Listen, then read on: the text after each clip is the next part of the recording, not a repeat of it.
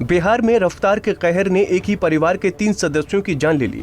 तेज रफ्तार अनियंत्रित ट्रक के घर में घुसने से एक ही परिवार के 3 लोगों की मौत हो गई।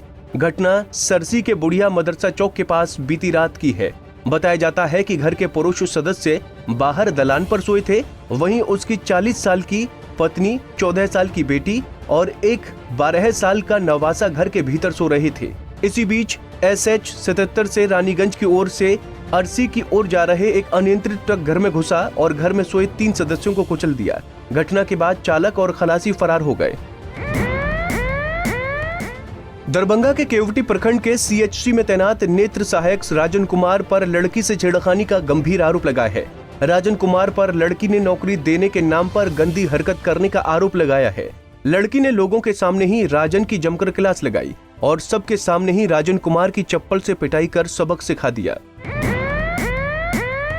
बिहार के कटिहार जिले में अपराधियों ने अररिया के संवेदक अभिषेक आनंद की गोली मारकर हत्या कर दी। घटना जिले के कुर्सेला थाना क्षेत्र के NH 31 कबीर आश्रम के पास की है। मिली जानकारी के अनुसार अररिया के ठेकेदार अभिषेक आनंद की कार के अंदर से ही अज्ञात अपराधियों ने गोली मारकर हत्या कर दी। मृतक कार में आगे ड्राइवर सीट के बगल वाली सीट पर बैठा हुआ था।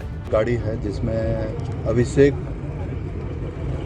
आनंद एक पूर्णिया के या अररिया के ठेकेदार हैं, उनकी हत्या हो गई है गोली मारकर।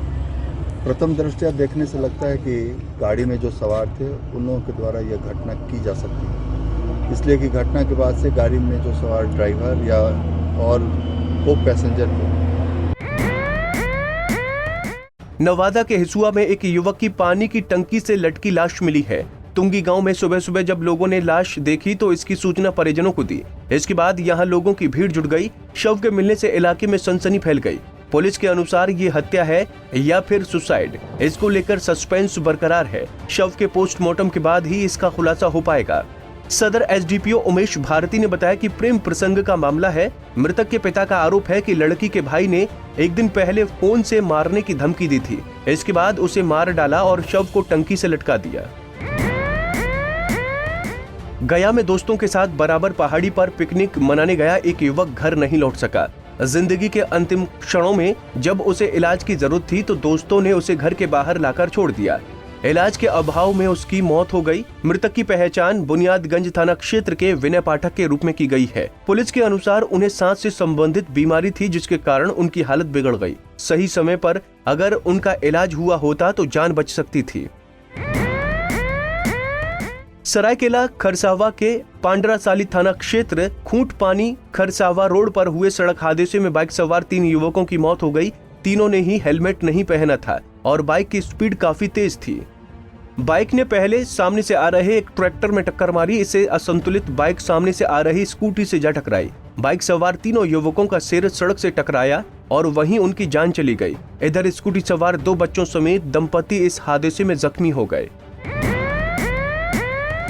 भेलवा घाटी थाना क्षेत्र के लोका गांव में पति ने पत्नी, 2 मासूम बेटियों और सास को घर में बंद कर बाहर से मकान में आग लगा दी। इस हादसे में कोई हताहत नहीं हुआ, पर घर आंशिक रूप से जल गया। पति बेटियों के जन्म लेने से पत्नी को अक्सर प्रताड़ित किया करता था। पत्नी के अनुसार पति उसकी हत्या कर दूसरी शादी करना चाहता था। पत्नी ने पति के खिलाफ थाने में आवेदन किया है। सीताराम डेरा थाना अंतर्गत भुइया डीही में संपत्ति विवाद में भाइयों के बीच मारपीट हो गई, जिसमें रतन प्रसाद और उनकी पत्नी सुष्मिता देवी घायल हो गए। रतन ने आरोप लगाया है कि उनका बड़ा भाई और उसका परिवार उन्हें घर से निकालना चाहता है। इसी बात को लेकर सुबह बड़े भाई से विवाद हो गया। इसके बाद बड़े भाई और उसके परिवार के लोगों ने उन पर हमला कर दिया। रतन प्रसाद ने मामले की लिखित शिकायत थाने में की है। बिरनी थाना क्षेत्र के बलगो पंचायत के सलेया डीह में आग में जिंदा जलने से मां, बेटी और पोती की मौत हो गई। तीनों पुआल पर सो रही थीं। आग लगने की वजह अब तक स्पष्ट नहीं है। हालांकि माना जा रहा है कि आग सेकने के दौरान ही यह हादसा हुआ होगा। लोगों ने देर रात आग की तेज लपटों को देखा तो इसके बाद उन्हें घटना की जानकारी मिली।